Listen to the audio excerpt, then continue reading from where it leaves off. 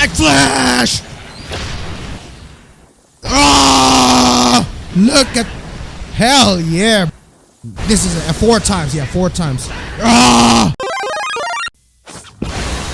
Bam. So it still drops an item. There you go. Well, I don't mean to be redundant. I know I covered JJS a bit in the last video, but bro, that was like super incomplete information. I've missed a lot. Shut the fuck. I'll show you guys some of the secrets. Yes, it's secrets. Not technically a secret, like secret, right? What?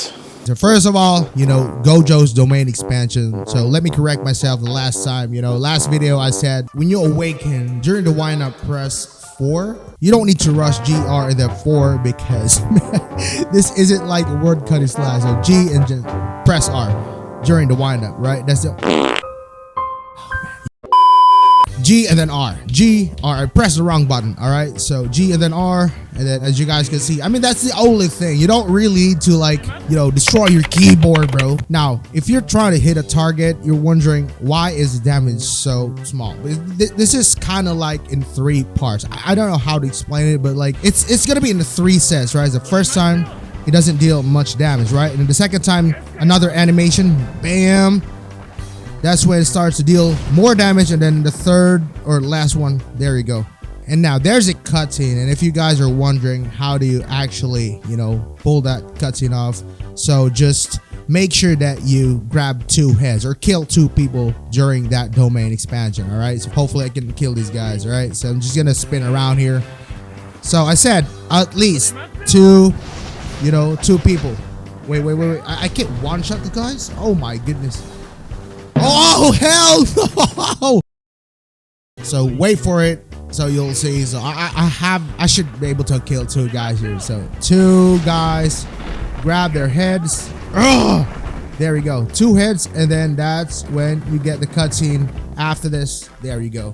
That cinematic Shibuya train station. Was that Shibuya? I'm not sure, but like, you know what I'm saying. Right after that, all your moves are in cooldown. Okay.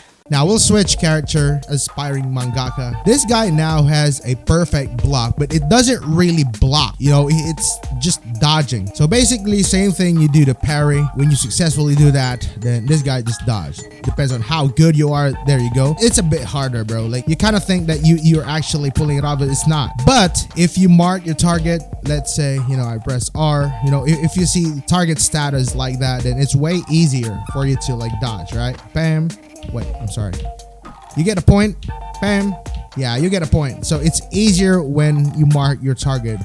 And now Star Rage. I've missed a lot. You know, this is probably the character that got a lot from this update, right? So first thing you need to know, which I explained in my last video, so you can't just like awaken right away. So let's say I've got the full awakening meter. I can't just press G because I need to die. But let me explain the new special mechanics first. As you can see, there's a meter that you need to fill in. And this has a cooldown, FYI. So like, do not waste this. But the thing is, if you max it out, if you fill that meter up, then you can no longer press R. However, this is the time that you've unlocked all her special variants or special moves, whatever. So all these moves, they have variants individually. So for example, the first move, bam, and then I press R. There you go. Yeah, I showed that in my last video. Now let me show you the finisher.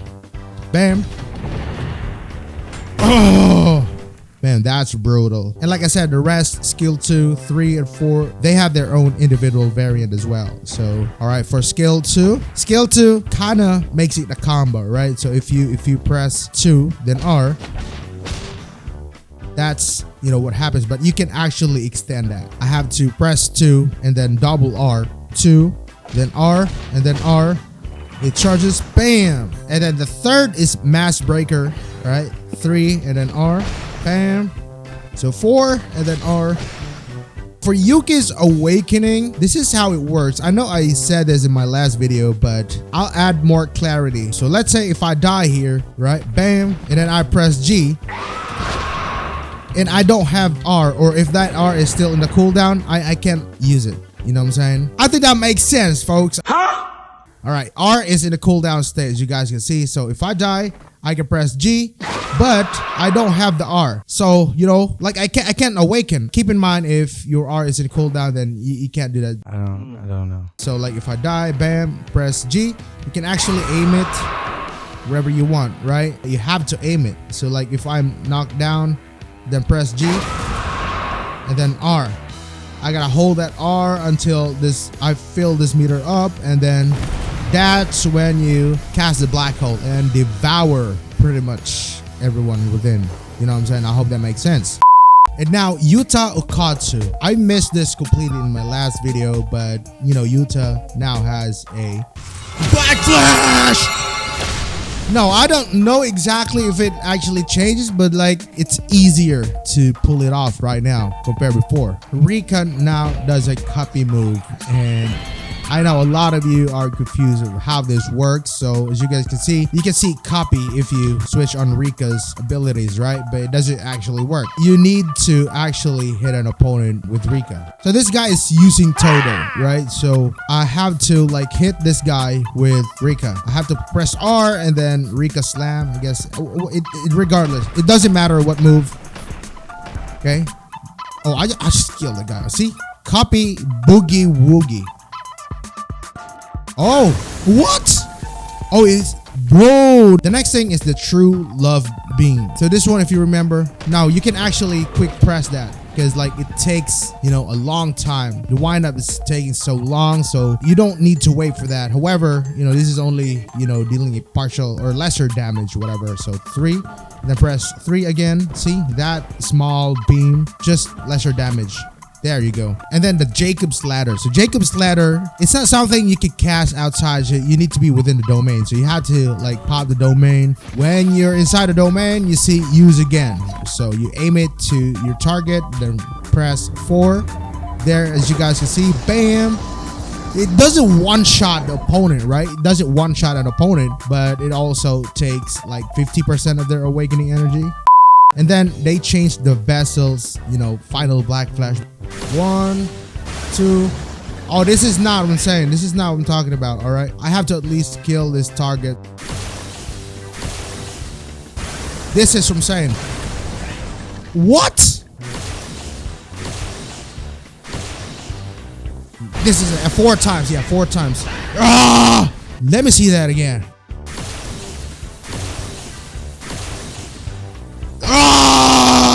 Look at, hell yeah, bro. And then the Transfigured Human, I thought that was like one of Mahito's moves. There's actually, you know, an item, a new item. This is it, guys. So you can just throw it, and then you summon a Transfigured Human. They kill each other. They actually attack each other. What I mean is they attack nearby opponents. So like if there are dummies over here, so like the closest target, they attack it automatically. But like if there's none, like you throw it there, it just, oh, what the hell? Actually, you know what? Let me try throwing it far away, okay? So let's see. Okay, yeah, it just despawns, man. You can also attack them. They're not invincible or something. Yeah, you can attack them. Yeah, you can. I thought Well, I almost forgot about this. Mahito actually does have some addition. The Transfigured Human, I thought that's something that you can only pick in the public server, but you know, when you kill someone using Focus Strike or Black Flash, it drops an item. If I kill this guy with Focus Strike, bam, then you see that Transfigured Human. So you can basically just pick it up and like use that. Now, if you finish someone with Black Flash, it's a transfigured wall or whatever you guys call it. Bam! So it still drops an item. There you go. But this time it's a wall or, you know, transfigured flash, whatever.